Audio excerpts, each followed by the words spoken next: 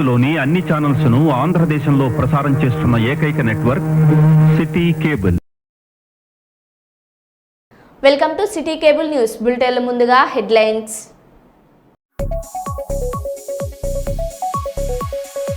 అదోని డీఎస్పీగా నూతన బాధ్యతలు చేపట్టిన మదిపాటి హేమలత. ప్రజాపాలన పేరుతో కాంగ్రెస్ ప్రభుత్వం ప్రజలను మరోసారి మోసం చేస్తుంది. ఎమ్మెల్సీ తక్కెళ్లపల్లి రవీందర్రావు. మేడ్చల్ జిల్లా పోచారంలో బీజేపీ ఎంపీ ఈటెల రాజేందర్ ఆగ్రహం.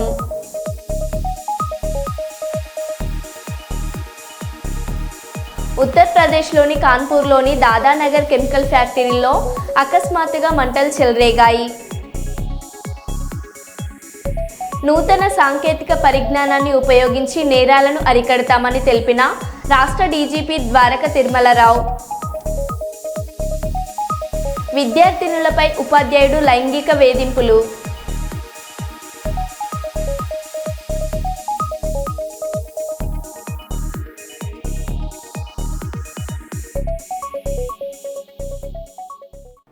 ఇక వివరాల్లోకి వెళ్తే, పార్టీలకు అతీతంగా అర్హులైన ప్రతి ఒక్క లబ్ధిదారునికి కాంగ్రెస్ ప్రభుత్వం సంక్షేమ పథకాలు అమలు చేస్తుందని వరంగల్ పశ్చిమ శాసనసభ్యులు నాయన్ రాజేందర్ రెడ్డి అన్నారు. గ్రేటర్ వరంగల్ మున్సిపల్ కార్పొరేషన్ పరిధిలోని 29వ డివిజన్లో మేయర్ సుధారాణి అధ్యక్షతన ప్రజాపాలన వార్డు సభ నిర్వహించారు. లబ్ధిదారుల నుండి ఇందిరమ్మ ఇండ్లు మరియు కొత్త రేషన్ కార్డు దరఖాస్తులు తీసుకున్నారు. కాంగ్రెస్ ప్రభుత్వం ఎన్నికల మేనిఫెస్టోలో పెట్టిన విధంగా 6 గ్యారంటీలు అమలు చేశామని, ప్రభుత్వం పేద ప్రజల కోసం అనేక సంక్షేమ పథకాలు ప్రవేశపెట్టి వారిని అత్యున్నత స్థాయికి ఎదిగేలా చేయాలని లక్ష్యంతో ఉందని, ప్రజలు ఎవరు దళారులకు తావివ్వకుండా నేరుగా అధికారులను సంప్రదించాలని, ఎవరైనా లబ్ధిదారుల నుండి డబ్బులు వసూలు చేస్తే వారిపై కఠిన చర్యలు ఉంటాయని నాయని హెచ్చరించారు. అందరికీ నమస్కారం. ఈనాటి ప్రజాపాలన దినోత్సవం భాగంగా మన 29వ డివిజన్లోకి విచ్చేసినటువంటి మన ముఖ్య అతిథి వరంగల్ పశ్చిమ నియోజకవర్గ ఎమ్మెల్యే గారు నాయని రాజేందర్ రెడ్డి గారికి స్వాగతం పలుకుతూ, ఈనాటి ఈ మన గ్రామ సభ కార్యక్రమంలో మన స్థానిక కార్పొరేటర్ అలాగే మహానగర పాలక సంస్థ ప్రథమ పౌరులారు గుండు సుధారాణి మేడం గారికి, అలాగే ఇక్కడ లోకల్లో ఉన్నటువంటి స్థానిక లీడర్లందరికీ, అలాగే ఇందిరమ్మ కమిటీ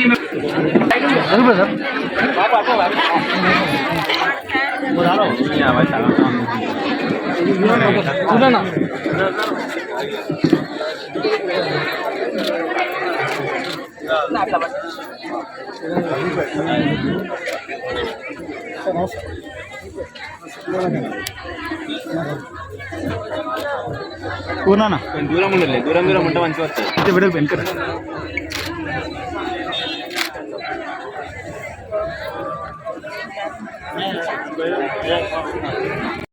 జరిగా రమేష్ నాకు జరిగా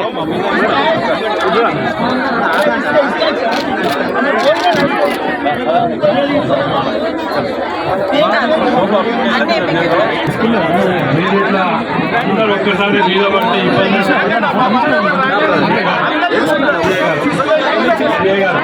పోలీస్ డిపార్ట్మెంట్ సీరియల్ లైన్లో పెట్టారు. అందరూ కూడా లైన్ లో కూర్చుంటే అప్లికేషన్ ఎక్నాలెడ్జ్మెంట్ కూడా కావాలి. జరిగా రమేష్ నాకు జరిగా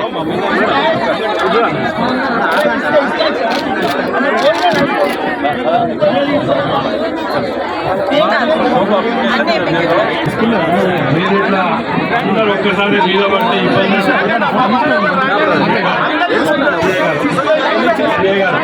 పోలీస్ డిపార్ట్మెంట్ సీరియల్ లైన్లో పెట్టారు. అందరూ కూడా లైన్ లో కూర్చుంటే అప్లికేషన్ ఎక్నాలెడ్జ్మెంట్ కూడా కావాలి. ప్రజాపాలన భాగంగా ఈరోజు మనం 29వ డివిజన్లో మన ఆధ్వర్యంలో, అలాగే మహానగర పాలక సంస్థ ప్రథమ పౌరురాలు మన మేయర్ చేసినటువంటి అందరికీ కూడా స్వాగతం పలుకుతూ, పార్టిసిపేట్ అవుతున్నటువంటి అధికారులకు అనధికారులకు పత్రికా మహానగర పాలక సంస్థ తరఫున స్వాగతం పలుకుతూ, సో ముందుగా ప్రభుత్వం వారు గ్రామ సభ స్టార్ట్ అవుతుంది. సో చైర్ ప్రభుత్వం వారి నుండి సందేశాన్ని వినిపిస్తారు. Thank you sir. సో మనకు ప్రభుత్వం వారి సందేశాలు చైర్ వారి అనుమతితో ప్రజాపాలన గ్రామ సభలో మండల టీం ప్రజలకు విచ్చేసిన ఈ వార్డులో నివసిస్తున్న ప్రజలందరికీ నమస్కారం. ప్రజలకు ఇచ్చిన వార్డు ప్రజలకు సేకరించడానికి ఈ వార్డు సభ ఏర్పాటు చేయడం జరిగింది. రైతు భరోసా, కొత్త రేషన్ కార్డులు, ఇందిరమ్మ ఇండ్లు, ఈ మొదటి రెండింటికి సంబంధించినటువంటి ఉంటుంది. మేజర్ గా మనకు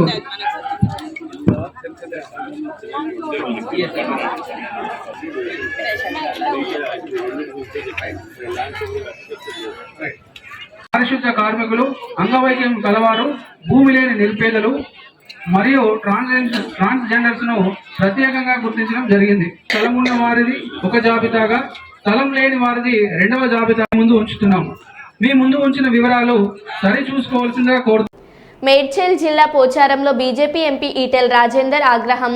రియల్ ఎస్టేట్ బ్రోకర్పై చేయి చేసుకున్న ఈటెల పేదల భూములు కబ్జా చేశారంటూ బ్రోకర్పై దాడి.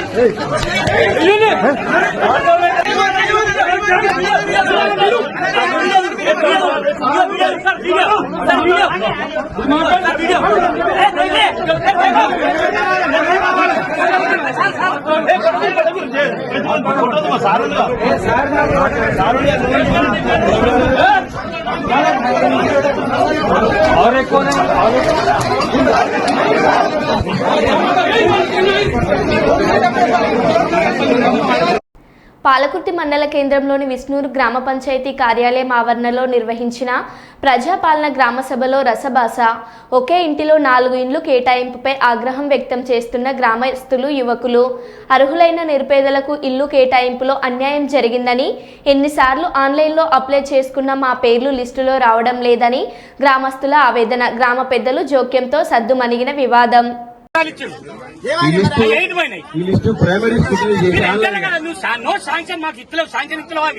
ఎంటర్ చేయడానికి కూడా అయిపోయినాయి అంటే ఏంటన్నట్టు అంటే అది ప్రైమరీ మొదటి దశలో స్క్రూటినీ జరిగి జరిగింది.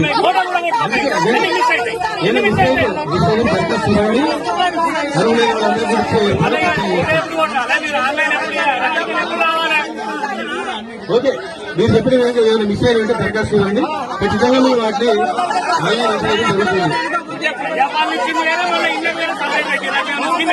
జరుగుతుంది కాబట్టి మిస్ అయినట్టు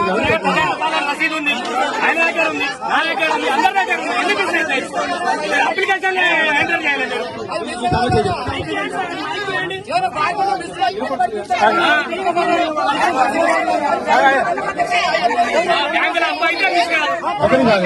చెప్తుంది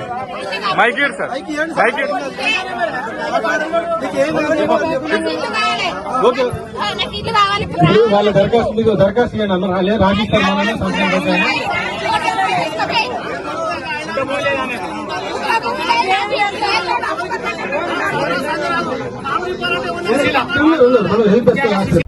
హన్మకొండ కాకతీయ యూనివర్సిటీ ప్రాంగణంలో సేవాలాల్ సేవా హన్మకొండ సిద్దిపేట జిల్లా అధ్యక్షులు కూనుప్ సోతు మురళీ నాయక్ మరియు వరంగల్ జిల్లా కన్వీనర్ ఇస్లావత్ మోహన్ నాయక్, సేవాలాల్ విద్యార్థి సేవా రాష్ట్ర ఉపాధ్యక్షులు వాంకడోత్ అశోక్ నాయక్ ఆధ్వర్యంలో సేవాలాల్ విద్యార్థి సేవా కమిటీ ఏర్పాటు చేయడం జరిగింది.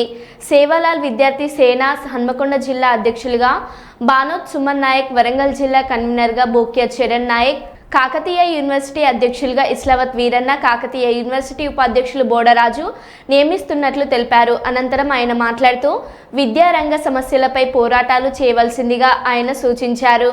కాకతీయ యూనివర్సిటీ పరిశోధక విద్యార్థులు డాక్టర్ రమేష్ బాబు, డాక్టర్ వెంకట్ నాయక్, బానోత్ దేవేందర్ నాయక్, సుమన్ నాయక్ తదితరులు పాల్గొన్నారు. उसका वार्षिक प्रणाली का बजट में एक 91 एक व्यक्ति खतरा उनको तो दिल्ली की लेखल करता दमिल रहा लेने के रहे अपन पीसा गेटे तम पूछरे को वो पीसा पूछर वासो अपन डिमांड करे वासो विद्यार्थी का महाराज के जय सेवालाल जय सेवालाल, जय सेवालाल, सेवालाल महाराज की, सेवालाल महाराज की, सेवालाल, जय सेवालाल, सेवालाल महाराज की, सेवालाल विद्यार्थी सेना महाराज की।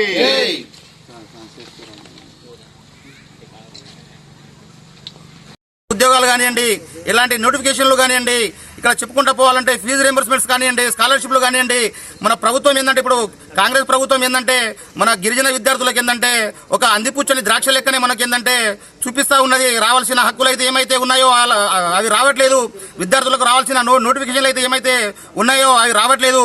అందుకు అనుగుణంగా ఈరోజు ఏంటంటే కాకతీయ యూనివర్సిటీలో సేవాలాల్ విద్యార్థి సేన అని చెప్పేసి కమిటీలు నిర్వహించడం జరిగింది.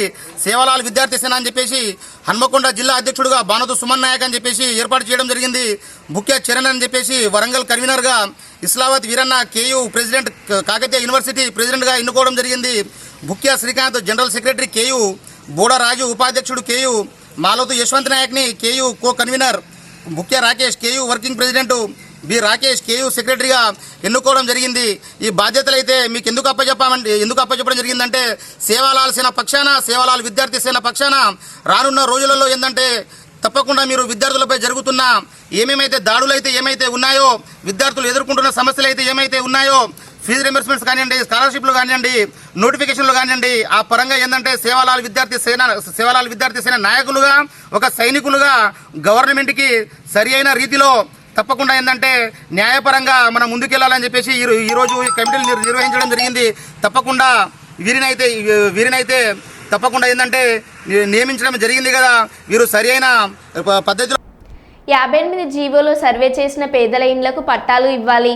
CPI new democracy demand. 58 జీవోలో సర్వే చేసిన పేద ఇండ్లకు వెంటనే పట్టాలు ఇవ్వాలని, ఇంటి నెంబర్లను కేటాయించాలని, కరెంటు సౌకర్యం కల్పించాలని, రోడ్లు, డ్రైనేజీ, స్కూల్ తదితర మౌలిక సమస్యలు పరిష్కరించాలని డిమాండ్ చేస్తూ సిపిఐ ఎంఎల్ న్యూ డెమోక్రసీ ఆధ్వర్యంలో జిల్లా కలెక్టరేట్ ముందు ధర్నా, అనంతరంపై డిమాండ్లతో కూడిన వినతి పత్రం అదనపు కలెక్టర్ లెనిన్ వాత్సల్ టోపోకు వినతి పత్రం సమర్పించడం జరిగింది.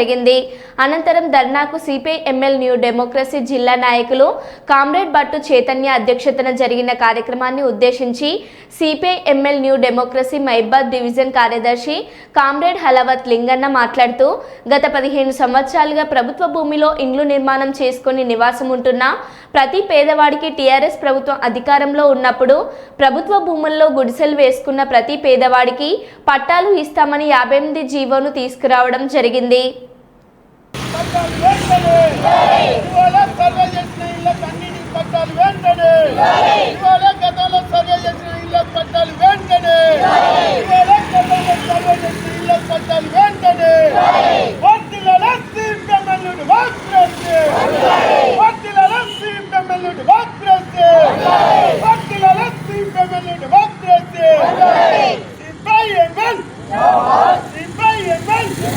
గత కేసీఆర్ ప్రభుత్వం 58 జీవో కింద 120 గజాల వరకు స్థలం ఎవరైతే ఉంటుందో పేదలు వేసుకున్నటువంటి ఇళ్లకు మొత్తం మేము పట్టాలు ఇస్తామని చెప్పేసి చెప్పడం జరిగింది. ఆ విధంగా మహబూబాద్ పట్టణంలో సుమారుగా 33,000 మందికి పైగా మా ఇళ్లకు పట్టాలు ఇవ్వాలని చెప్పేసి దరఖాస్తులు పెట్టుకోక ఆ దరఖాస్తులను ప్రభుత్వము రెవెన్యూ అధికారులు సర్వే నిర్వహించారు.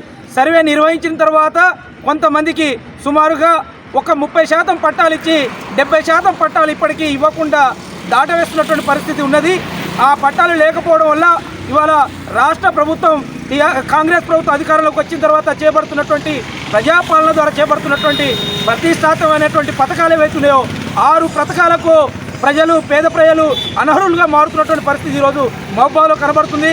ఎందుకంటే ఇవాళ 6 పథకాలు అమలు కావాలంటే ఇంటి నెంబర్ కావాలంటున్నారు.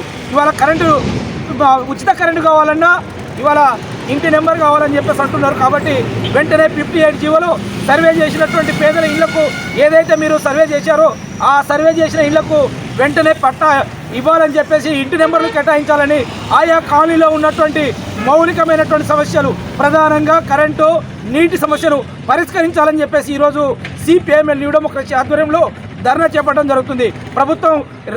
కాంగ్రెస్ ప్రభుత్వం పేద ప్రజల పక్షాన మేము ఉంటామని చెప్పేసి ఏదైతే మీరు అంటున్నారో అంటున్నటువంటి ప్రకారంగా ఇవాళ కేసీఆర్ పట్టా ఉందా ఫోటో ఉందని చెప్పేసి మీరు ఆఫ్ చేసినటువంటి పట్టాలు ఏవైతే ఉన్నాయో ఎన్నికల ముందు ఇచ్చిన కొన్ని ఇచ్చారు, కొన్నిటిని ఆపారు. కాబట్టి వాటిని తక్షణమే మీరు రేవంత్ రెడ్డి ఫోటో పెడతారా లేక బట్టి విక్రమార్క ఫోటో పెడతారా, ఎవరి ఫోటో పెడతారో తెలియదు కానీ వెంటనే పేదలకు వెంటనే పట్టాలు ఇవ్వాలని చెప్పేసి ఆ పట్టాలు ఇచ్చి ఇంటి నెంబర్లు కేటాయించాలని చెప్పేసి ఈ సందర్భంగా మేము ప్రభుత్వాన్ని విజ్ఞప్తి చేస్తున్నాం. లేదా దశల వారీగా ఆందోళన తీవ్రతరం చేస్తామని చెప్పేసి ఈ సందర్భంగా ప్రభుత్వాన్ని మేము హెచ్చరిస్తున్నాం. కాలం దాచిన తెలంగాణ విముక్తి పోరాటాన్ని, మన తెలంగాణ పోరాట యోధుల చరిత్రను అత్యద్భుతంగా తెరకెక్కించిన సినిమా రజాకార్. రజాకార్ల దురగాతాలను ఎదిరించుకోవడానికి ప్రజలే సాయుధాలై కథన రంగంలో దిగిన యథార్థ కథ ఇది. చరిత్ర పుట్టలో దాగిన ఈ నెత్తురు జీవితాలను కళ్ళకు కట్టినట్లు చూపిన సినిమా రజాకార్. నిజాం హయాంలో జరిగిన మరణోహోమాన్ని, హిందువులపై జరిగిన దౌర్జన్యాలను, బలవంతపు మత మార్పిడులను అడ్డుకునేందుకు ప్రజలే సాయుధాలై ఎలా పోరాటం చేశారో ఈ రజాకార్ సినిమాలో చూపించారు. తెలంగాణ సాయుధ పోరాట చరిత్రను నేటి తరానికి అందించాలనే ఉద్దేశంతో అనేక వ్యయ ప్రాసాలకు ఓడ్చి ఆర్థిక నష్టాలు ఎదురైనా భయపడకుండా గూడూరు నారాయణ రెడ్డి గారు నిర్మించిన గొప్ప సినిమా రజాకార్. సినిమా ఈ నెల 24 నుండి ఓటీటీ వేదికగా ఆహా యాప్లో ప్రసారం కాబోతుంది. ప్రతి ఒక్కరూ ఈ సినిమా చూడాలని కోరుతున్నా, ముఖ్యంగా ప్రతి హిందువు తప్పకుండా ఈ మూవీ చూడాలని కోరుతున్నా కేంద్ర హోంశాఖ సహాయ మంత్రి బండి సంజయ్ కుమార్. చాలా మంది స్వచ్ఛందంగా వెళ్ళి ఈ మూవీని చూసే ప్రయత్నం చేశారు, చూపెట్టే ప్రయత్నం కూడా చేశారు. కాబట్టి అనేక కష్టాలు, అనేక ఇబ్బందులు ఎదుర్కొన్నప్పుడు కూడా, అనేక సందర్భాల్లో వార్నింగ్ వచ్చినప్పుడు కూడా ఇవాళ గూడూరు నారాయణ రెడ్డి గారు ఈ సినిమాను తీయడం జరిగింది. చాలా కష్టపడ్డది మూవీని చేయడానికి. ఈ నెల 24 నుండి ఓటీటీ వేదికగా ఆహా యాప్లో ఈ మూవీ రాబోతున్నది. దీన్ని ప్రతి ఒక్క తెలంగాణవాది, ప్రతి ఒక్క హిందువు ఈ రజాకర్ మూవీని తప్పకుండా కుటుంబ సమేతంగా చూడాలని చెప్పి మీ అందరికీ విజ్ఞప్తి చేస్తున్నా. ఎందుకంటే తెరమరుగైనటువంటి నిజమైన తెలంగాణ పోరాట చరిత్రను మనం తెలుసుకోవాలి, రాబోయే తరాలకు అందించాలని ఒక మంచి ఆలోచన ఇటువంటి సినిమాలను ప్రోత్సహించాల్సిన బాధ్యత మనందరి మీద ఉంది. కాబట్టి తప్పకుండా మీరందరూ సకుటుంబ సమేతంగా చూడాల్సిందిగా మీ అందరికీ విజ్ఞప్తి చేస్తున్నా ఉన్నాను. భారత్ మాతాకి జై. రాజన్న సిరిసిల్ల జిల్లా చొప్పదండి నియోజకవర్గం బోయినపల్లి మండలం రత్నంపేట గ్రామంలో ప్రజాపాలనలో భాగంగా గ్రామసభ నిర్వహించిన అధికారులను గ్రామ ప్రజలు తిరస్కరించారు. ప్రభుత్వం ఏర్పడి 14 నెలలు కావస్తున్నా ఇప్పటి వరకు పూర్తి రుణమాఫీ కాలేదు. రైతు భరోసా కూడా ఇప్పటి వరకు అందలేదు. సర్పంచ్ ఎన్నికల కోసం ఇందిరమ్మ ఇండ్లు, రేషన్ కార్డులు అంటూ మండిపడ్డారు. మేము ఎప్పుడు మీరు కట్టేయమండి. ఇప్పుడు దాదాపు 1 ఇయర్ నుంచి ఆగుతాయి. నాకు లోన్ వచ్చేది కూడా ఆగిపోయింది. మొత్తం చేయబట్టి నాకు 50,000 లోన్ ఆగిపోయింది. ఇప్పుడు ఈ లోన్ రుణమాఫీ అయితే మొత్తం కట్టేమంటారు బ్యాంక్ మేనేజర్. నీకు అప్పు అనేది మొత్తం కట్టేసి నీకు కొత్త లోన్ ఇస్తా అంటారు. ఈ రుణమాఫీ అవుతుంది, ఇది కాదు అది. ఇప్పటికీ 8 months సంవత్సరం నుంచి చెప్పే 2 లక్షల అమౌంట్ కట్టేవాళ్ళు కట్టేది ఎప్పుడు కట్టేది సమగ్ర సరే రికార్డు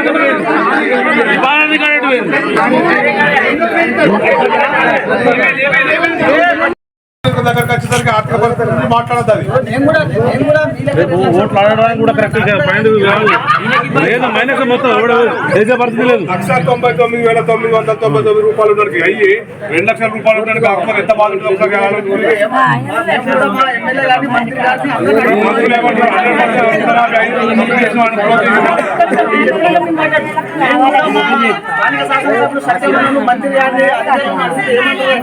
ఆర్థిక పరిస్థితి మీరు మాట్లాడద్దు. మంత్రులు ఏమంటారు, ఆల్రెడీ క్లోజ్ అయిపోయింది అని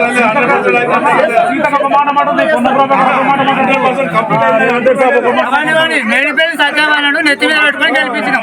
ఇంతవరకు ఊళ్ళకి రాలేదు. ఎవరికైనా మాపోయింది అని కూడా అడగలేదు. ఎక్కడ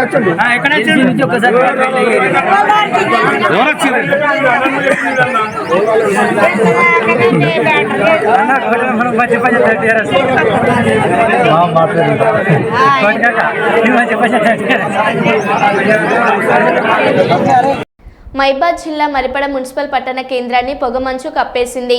చలికాలంలో ఎక్కువగా ఏజెన్సీ ప్రాంతాల్లో మాత్రమే కనిపించే ఈ పొగమంచు అర్బన్ ప్రాంతాల్లో, అందులోనూ కాంక్రీట్ జంగల్ అయిన పట్టణాల్లో కనిపించడం అరుదుగా జరుగుతుంది. కాగా ఈ తెల్లవారుజామున పట్టణాన్ని పొగమంచు దట్టంగా అలుముకోవడంతో వాహనదారులు తీవ్ర ఇబ్బందులు ఎదుర్కొన్నారు. పట్టణ వాసులు ఈ పొగమంచును ఆస్వాదిస్తూ వాకింగ్లు చేస్తూ తెగ ఎంజాయ్ చేస్తున్నారు.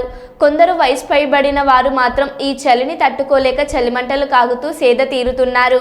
ఏదేమైనా ప్రకృతి సృష్టించిన ఈ రమణీయతను పట్టణ వాసులు ఆస్వాదిస్తున్నారు.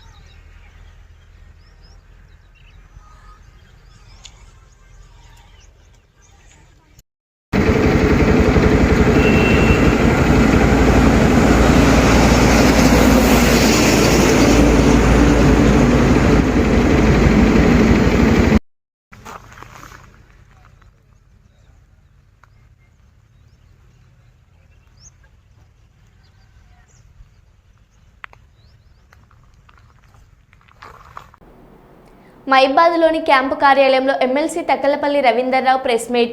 ప్రజాపాలన పేరుతో కాంగ్రెస్ ప్రభుత్వం ప్రజలను మరోసారి మోసం చేస్తుంది.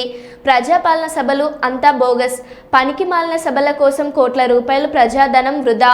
13 నెలలు గడిచిన రాష్ట్రంలో ఒక్క అభివృద్ధి పని జరగడం లేదు. నాటి సీఎం కేసీఆర్ పార్టీలకు అతీతంగా పథకాలను సంపన్న వర్గాలకు అందించిన గొప్ప నాయకుడు. కానీ నేటి కాంగ్రెస్ పాలకులు పార్టీ ఆధారంగా పథకాలను రూపకల్పన చేస్తున్నారు.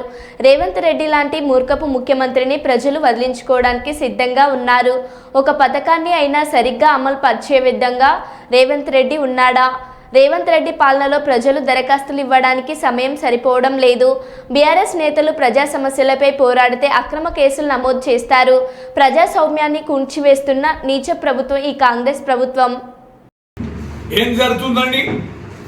యావత్ తెలంగాణలో అధికార యంత్రాంగాన్ని మొత్తం కూడా కేంద్రీకరించి ఎంతో డబ్బును ఖర్చు పెట్టి ప్రజా ధనాన్ని దుర్వినియోగం చేస్తూ పెడుతున్న సభల్లో జరిగేది ఏంటంటే